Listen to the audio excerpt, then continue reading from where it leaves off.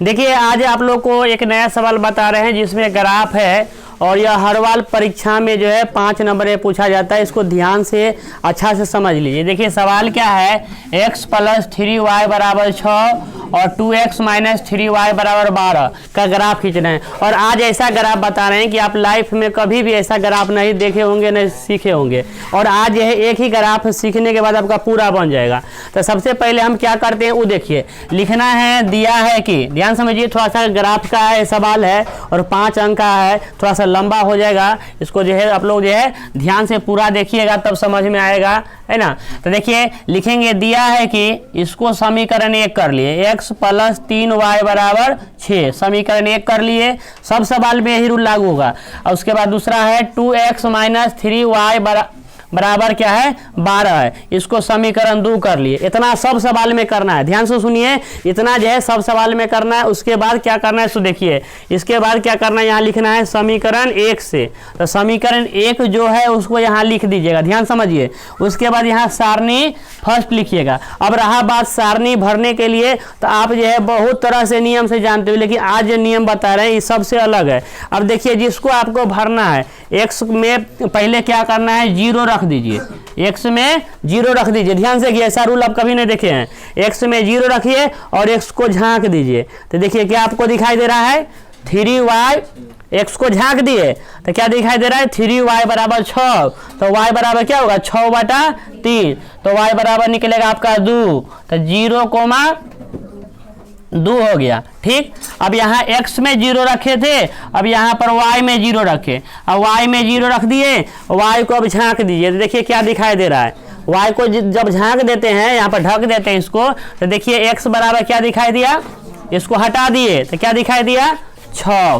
तो बस देखिए कितना आसानी से हम इसको हल कर लिए, है ना। अब फिर चलना है हमको, अब फिर लिखना है हमको, अब समीकरण 2 से, ध्यान से देखिए, समीकरण 2 क्या है, 2x - 3y = 12। अब यहां करते हैं हम सारणी सेकेंड। ध्यान से देखिए, इसमें अगर कोई कष्ट रह गया होगा जिसमें दूर कर लीजिए। यहाँ लिखना है x, यहाँ y, x, y। ध्यान से समझिए पहले, नहीं तो बस आराम से 5 नंबर है ना दे के चल आइएगा और बाद में आइएगा तो कहिएगा हमारा ग्राफ ही छूट गया, है ना। ऐसा ना हो अगली बार, है ना। देखिए इसको, अब इसको अब कैसे भरिएगा, देखिए वही रूल। सबसे पहले क्या करना है, ध्यान समझिए, सबसे पहले क्या करना है, x वाला में 0 रख दीजिए, x वाला में 0 रखे और इसको झांक दीजिए। तो क्या दिखाई दे रहा है, -3y = 12। क्या दिखाई दे रहा है, x में 0, जिसमें 0 देंगे उसको झांक दीजिए। इसमें 0 दिए, झांक दिए तो कितना दिखाई दिया, -3y = 12। तो 12/3 -3 तो 3 चौके तो -4 निकला, है ना। ऐसा रूल पहले बार देख रहे हैं ना आप लोग, है ना। उसके बाद देखिए क्या है, ध्यान से देखिए, उसके बाद देखिए फिर देखिए दूसरा जादू। अब देखिए, अब y वाला में 0 रख दिए, तो y वाला में 0 जब रख दिए तो y वाला को झांक दिए तो क्या दिखाई दे रहा है, इसको झांक दिए तो क्या दिखाई दिया, 2x = 12। तो 2x बराबर, देखिए जैसे 2x बराबर आपको 12 दिखाई दिया, तो बच्चे से तो पढ़ते आ रहे हैं ना, 10 साल से पढ़ते आ रहे हैं, 2 साल छोड़िए, 2 छाके 12, ये हो गया 6 0, 6 0। अब इसको थोड़ा सा आप लोग उतारिए। देखिए अब बिंदु को इस पर दर्शाते हैं, तो इसमें बिंदु में देखिए क्या बात है, तो इसमें बिंदु में है क्या कि देखिए यहाँ देखिए 0,2, तो x 0 और y 2 यहाँ है, 0,2 लिख लिए। उसके बाद देखिए फिर क्या है, 6,0, x 6 और y 0, x 6 y 0। और देखिए स्पेशल इंची से मिला रहे हैं, देखिए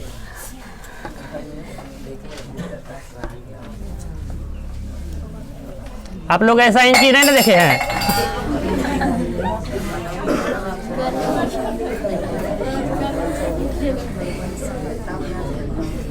देखिए ध्यान से देखिए, देखिए इतना से मिला, इसको मिला दिया इतना से, और उसके बाद जो है ना इसको यह है मिला दिए, इस इंची से मिला दिए। उसके बाद देखिए जिसका समीकरण था, ये दू था, थोड़ा सा कट गया, इसको हम दू लिख देते ऊपर, और इसका समीकरण जो था पहलुका का से लिख दे। ध्यान समझिए, इसको पहले हम लिख लेते हैं यहाँ पर इसके ऊपर, यानी x + 3y बराबर 6 हो गया। उसके बाद अब क्या करते, इस बिंदु पर आते, ध्यान से देखिए गौर से, 0, -4, ध्यान से देखिए 0, -4 यानी x0 और y -4, x0 और y -4।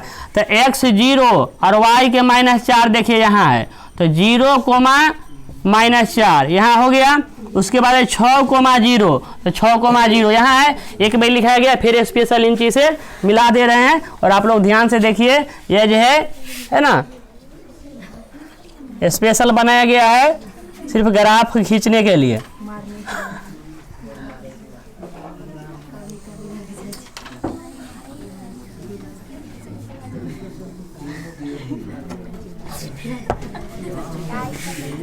हो गया। इस पर देखिए यहाँ पर ग्राफ काटा, ध्यान से देखिए यहाँ पर क्या हुआ है, ग्राफ काटा है। और इस ग्राफ जो काटा है जहाँ पे ये दूसरा समीकरण है, ये तो दूसरा समीकरण को लिख लेते हैं। दूसरा देखते हैं यहाँ पर है, तो इधर लिखिएगा तो इधर है ना, तो मन है आपका इधर, तो इधर लिख दीजिए, है ना, 2x - 3y बराबर 12। अब देखिए इतना करने के बाद आपको 5 नंबर नहीं मिलेगा, इतना करके अगर छोड़ कर चल जाइएगा तो चला गया, है ना। तो इसमें क्या करना है, आपको x y का मान लिखना है ना। अतः x बराबर, देखिए x बराबर इसमें से लिखना है, जहां पर ग्राफ कटता है ना वही उसका मान होता है। ध्यान से किए, तो x बराबर हो गया 6 और y बराबर 0। यह आपका आंसर हो गया। लेकिन कभी कभी क्या होता है, कह देता है कि त्रिभुज के क्षेत्रफल ज्ञात करे, है ना। इसी में आप लोग जो थोड़ा सा एडजस्ट कर देते हैं हम, यहीं पर आप लोग जो है इसको अलग उतार लीजिएगा।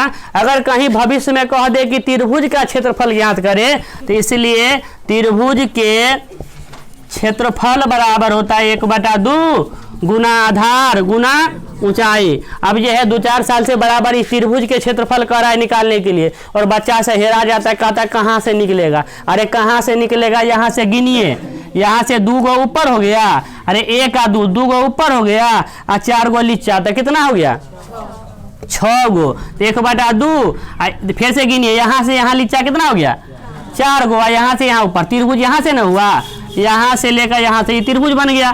तो यहाँ से हो गया, इसका क्षेत्रफल निकालना है, ध्यान समझिए। तो यहाँ से लेकर यहाँ तक कट हो गया, इधर 2 ठो इधर 4, अरे कौन सी गिन रहे हैं, देखिए ये 1 1 2 हो गया यहाँ पर। और फिर देखिए यहाँ पर कहे 4 गो, 1 2 3 4, 4 एन या 2 ने कितना होले 6। अब ऊंचाई, अब यहाँ से यहाँ तक गिनिए, 1 2 3 4 5 6, तो ऊंचाई हो गया 6, है ना। आधार भी 6 ऊंचाई भी 6, इसको काट दीजिए, तो 2 3 6, तो कितना हो गया 6 18 क्या हो गया, ये हो गया मात्रक। यह आपका आंसर हो गया।